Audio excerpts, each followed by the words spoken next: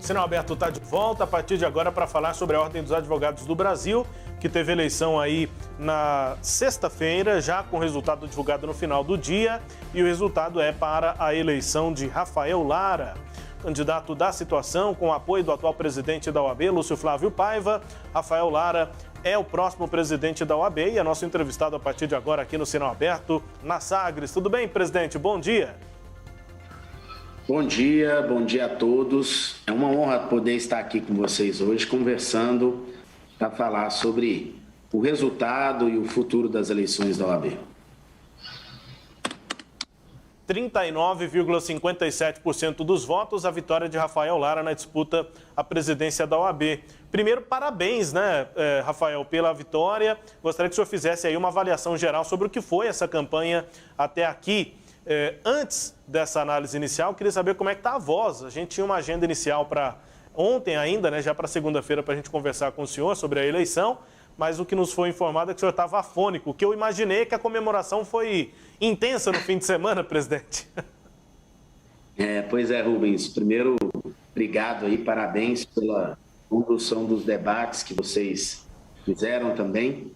E eu estava com a voz muito ruim, mas não foi só comemoração não, Rubens. Acabou que eu fiquei doente mesmo. Acho que tivemos uma campanha muito longa e a imunidade baixou. E na própria sexta-feira eu passei o dia tomando muitos remédios, né? Então no sábado acabei ficando ruim, mistura um pouco com a comemoração e eu estava totalmente sem voz. Ainda estou rouco, mas é bom que deu certo de a gente participar. E, Rubens, foi uma campanha longa, a campanha mais longa da história da OAB. Ela começou por volta do mês de abril desse ano, em uma antecipação em razão de a situação ter se dividido em 3 grupos. Então, outros colegas que eram da situação começaram sua campanha, acabaram forçando com que nós começássemos também. E quando a situação começa a campanha, o processo eleitoral, ele de fato tem início.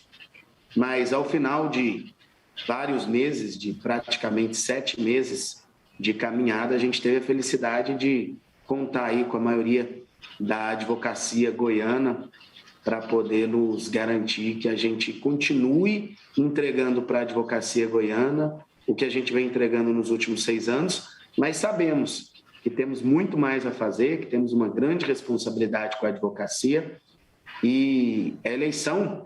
Você tinha até perguntado sobre o balanço da eleição até hoje, mas a eleição, para mim, ela fica na sexta-feira passada, Rubens, e hoje não existe mais cor, não existe mais chapa, a advocacia é uma só, não podemos ter um sentimento de divisão da advocacia, precisamos estar em um momento difícil como esse que nós vamos enfrentar, de pós-pandemia, devemos estar sempre unidos e prontos para estar juntos e a ordem ao lado de todos, advogados e advogadas. Presidente, nesse sentido da união da advocacia, que análise que se pode fazer sobre os números dos mais de 20 mil advogados e advogadas que votaram? O senhor teve 39,5% dos votos e se a gente for somar os votos de Valentina Jungmann e Rodolfo Mota, o que é que se pode entender na sua visão, presidente? Esses votos de Valentina e Rodolfo, eles se somam aos votos da oposição com o Pedro Paulo Medeiros, ou seja, tem uma parte maior, a maior parte da advocacia tem algum questionamento à atual gestão do Lúcio Flávio, o nome do senhor, enfim, ou o contrário, como o senhor disse, a situação acabou se dividindo, esses votos de Valentina e Rodolfo, esses advogados que se posicionaram com essas candidaturas, as do Pedro Paulo a gente imagina que são realmente pessoas que têm um desejo de oposição, de mudança. Mas e esses outros? O senhor avalia que a maior parte da advocacia gosta da atual gestão, mas quis um nome diferente, diferente do nome do senhor? Ou também esses votos podem se juntar à análise de uma oposição à atual gestão? Rubens, eu entendo que 65% da advocacia aprova a atual gestão. Tanto que trabalhou-se o tempo inteiro, os próprios candidatos, Rodolfo se apresentava como situação. A candidata Valentina, nos últimos 30 dias, acabou se identificando como oposição, mas antes disso sempre afirmou ser situação. E em todas as pesquisas que a gente tinha, o índice de aprovação do presidente Lúcio Flávio ele era muito alto. de 60% a 70%. E a eleição refletiu isso. A gente sai fortalecido, sai com a consciência de um bom trabalho, mas também com a consciência de que temos uma grande responsabilidade com a advocacia doravante.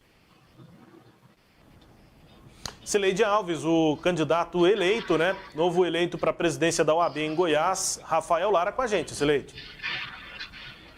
Bom dia, candidato. Parabéns pela vitória e obrigada pela presença aqui.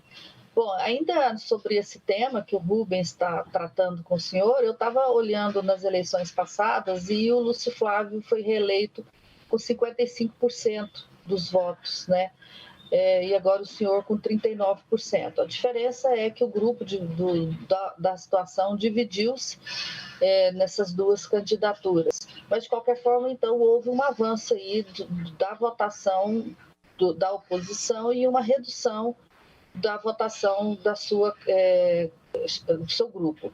O senhor atribui só esses dados só a essa mudança no grupo do qual o senhor pertence, ou o senhor entende que há aí alguma informação a mais que a atual diretoria precisa de entender a mensagem?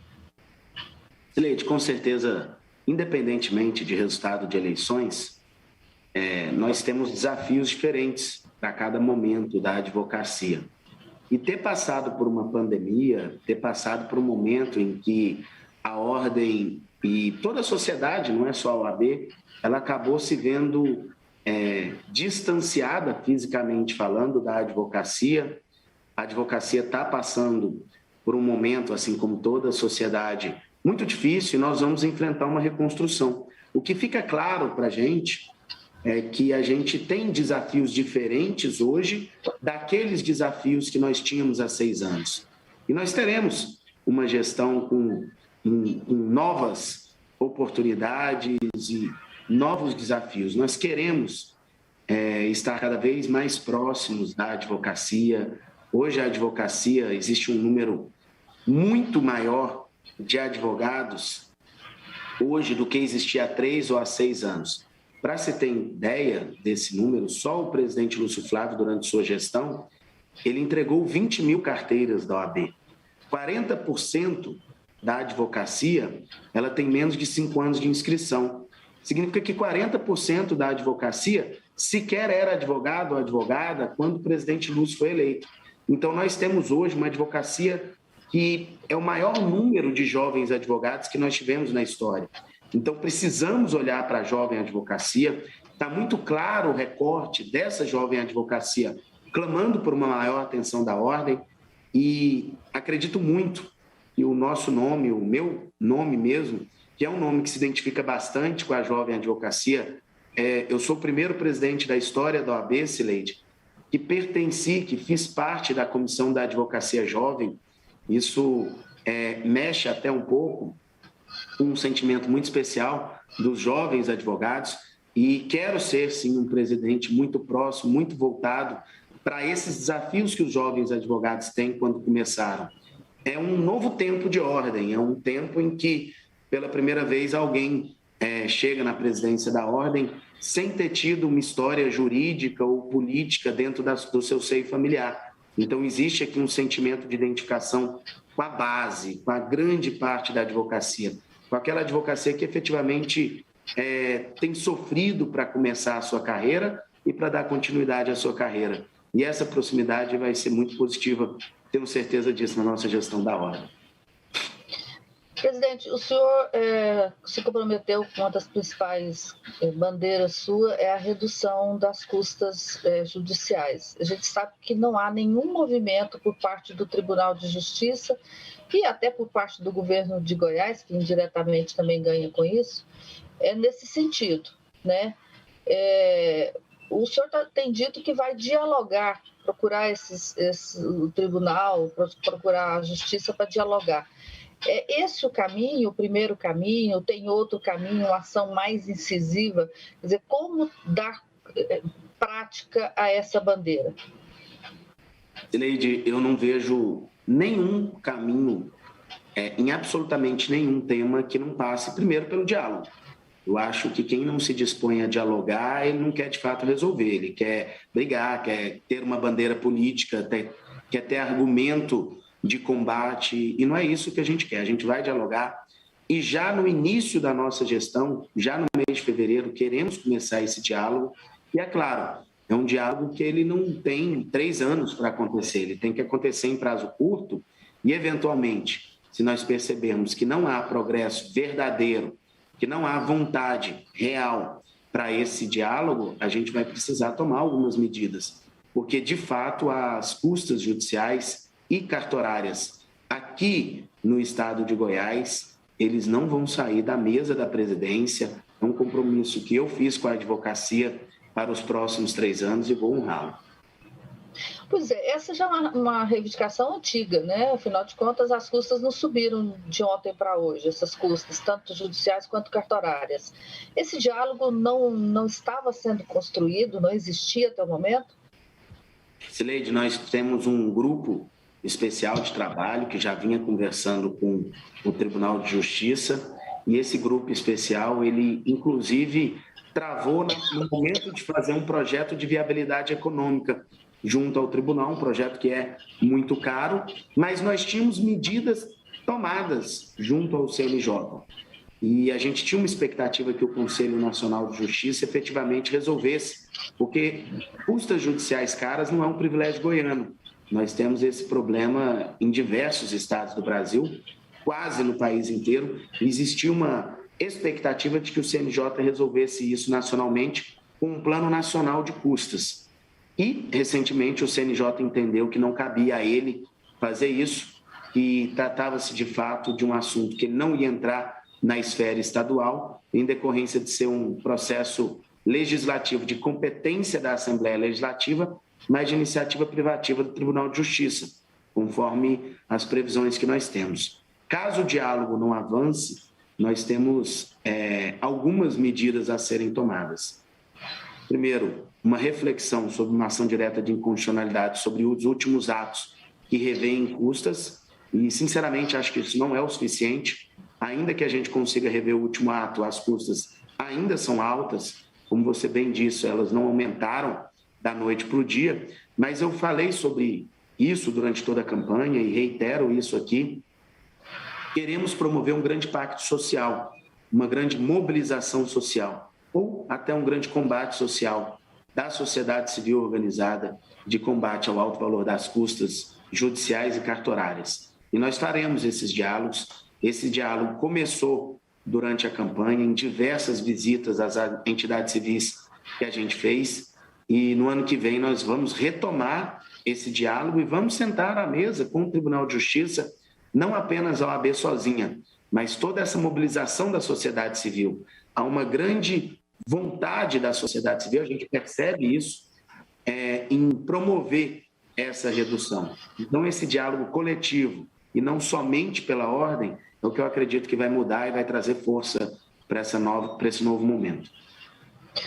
O fato de o senhor ser um advogado trabalhista, ou seja, os seus processos não correm aqui no Tribunal de Justiça e nem no Fórum, né? São na área da Justiça Federal, isso vai lhe dar mais independência para negociar com o tribunal?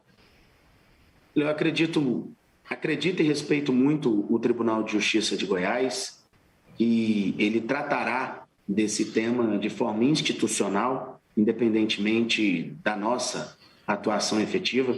Meu escritório, ele até tem atuação em outros tribunais, mas majoritariamente, a grande maioria é, de fato, no Tribunal Regional do Trabalho, e isso nos traz tranquilidade, sim, para a gente poder sentar e dialogar, porque eu não estou trazendo nenhum tema em que eu, inclusive, estivesse diretamente envolvido.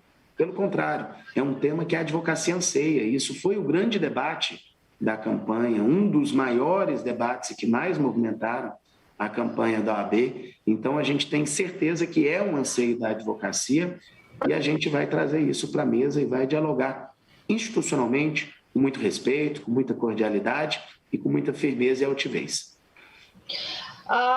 Valentina Jugman, que foi sua adversária na campanha, ela apresentou uma proposta de redução aí, das tarifas, né, da anuidade da OAB. Esse é um assunto que o senhor vai levar adiante ou não faz parte das suas preocupações agora de presidente eleito? Nós sempre tivemos, na atual gestão, preocupação com a anuidade. Tanto é, Cileide, que hoje nós temos a menor anuidade proporcional da história da OAB. Para você ter ideia, a anuidade da OAB ela já representou 220% do salário mínimo. É como se a gente tivesse uma anuidade hoje de praticamente R$ 2.500. Mas não. Quando nós assumimos, em 2015, o valor da anuidade representava 126% do salário mínimo. Hoje, ela não chega a 103% do salário mínimo. Isso mostra que a gente tem... Oi? Quanto que ela está hoje? R$ 1.128. Então, ela não chega a 103% do salário mínimo. Mostra que a gente teve uma redução nesses últimos 6 anos e nós vamos continuar trabalhando para que a gente possa ter redução de anuidade aqui na OAB Goiás. A gente só não quis trazer esse assunto para a campanha como um tema principal de campanha porque a gente, sinceramente, entendia que era diminuir a campanha da ordem, diminuir a importância da OAB, rodear as eleições em torno do valor da anuidade. Mas a anuidade é uma preocupação, como foi nos últimos 6 anos, e a gente vai continuar reduzindo proporcionalmente com boa gestão, com inteligência, com responsabilidade com toda a advocacia e com as conquistas que a gente vem trazendo para a advocacia em serviços e estrutura física. Presidente, uma questão que certamente vai se apresentar com ainda mais intensidade a partir de agora é o debate político, né? Porque como ele polariza muito e nós temos aí um presidente intempestivo e que diz coisas que assustam a sociedade, eu pergunto o seguinte, vai ser cobrado da OAB agora uma maior defesa da sociedade? Aqui em Goiás há essa pretensão da OAB de exercer esse papel que já foi tão importante em outras épocas, ou a OAB vai se voltar mais para questões da categoria? Leide, a advocacia nunca vai permitir que a ordem se afaste dos debates sociais, como de fato a gente intensificou nesses últimos 6 anos. E os debates sociais envolvem também os debates políticos. Agora, nós precisamos respeitar muito o sistema OAB. As pessoas, muitas vezes, a sociedade, talvez a própria advocacia, acabam construindo vontade de que se haja manifestações de temas que são desconectados com a responsabilidade da instituição em cada órgão. Então, a OAB ela tem subseções, que são as entidades locais que tratam de questões locais dentro das cidades e regiões em que elas estão. Nós temos as seccionais, que aqui para a qual eu fui eleito presidente, que representa a cidade de Goiânia e o estado de Goiás. Nós não vamos nos furtar desses debates e do papel da ordem na sociedade nesses temas. E nós temos a OAB Nacional, em que ela tem, junto ao Conselho Federal, uma outra responsabilidade no cenário nacional. E nós temos candidatos eleitos para o Conselho Federal e que trazem em si, sim, essa responsabilidade.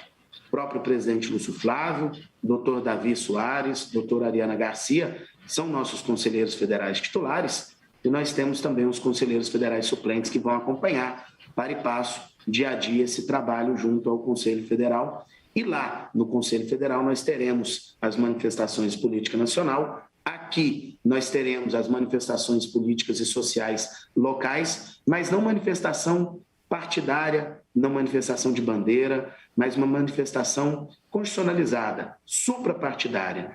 Eu gosto muito de uma frase do ex-presidente Lamáquia, e vou trazê-la sempre comigo.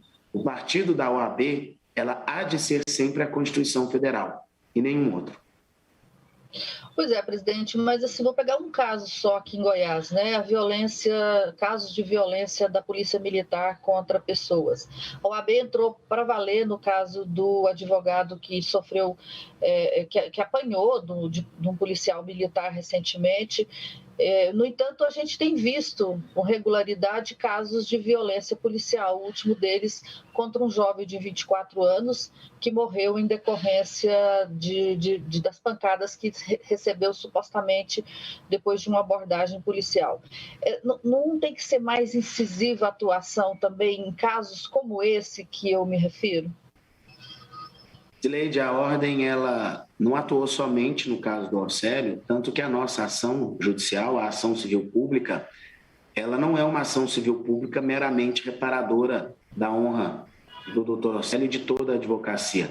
Ela é uma ação civil pública que busca uma revisão no POP, no procedimento operacional padrão da Polícia Militar com a sociedade. Sabemos que pesa sobre os ombros da OAB a responsabilidade de levantar temas como esse, de segurança pública e da violência policial quando ela ocorre. Agora, o que não se pode é esperar uma reação da ordem de mobilização, um desagravo para cada evento da sociedade. Nós estamos acompanhando, estamos atentos, temos uma ação judicial que a atual gestão já está dialogando com o Estado, inclusive, para rever esse procedimento operacional padrão. E eu lhe garanto, Sileide, uma vez uma vez empossado, nós abriremos sim o diálogo com a Secretaria de Segurança Pública sobre esses temas, para verificar o que nós podemos contribuir em prol da sociedade. Essa ação corre onde? Em qual tribunal? Aqui no estado de Goiás, no Tribunal de Justiça. Tá. Quando é que é a sua posse, Lara?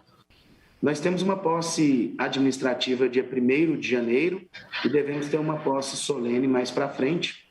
A gente está definindo data ainda, provavelmente no dia 13 de janeiro.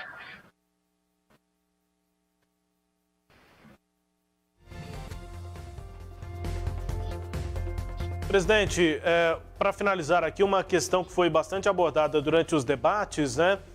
Que é a questão da independência da ordem, e houve ali aquela troca de referências a pessoas da atual gestão que têm cargos no governo do estado e aquele caso também da gestão de Henrique Tiburcio, em que o próprio presidente deixou a presidência para ocupar um cargo na gestão estadual. Como é que o senhor avalia, a partir de agora, essa relação da OAB com o governo do estado?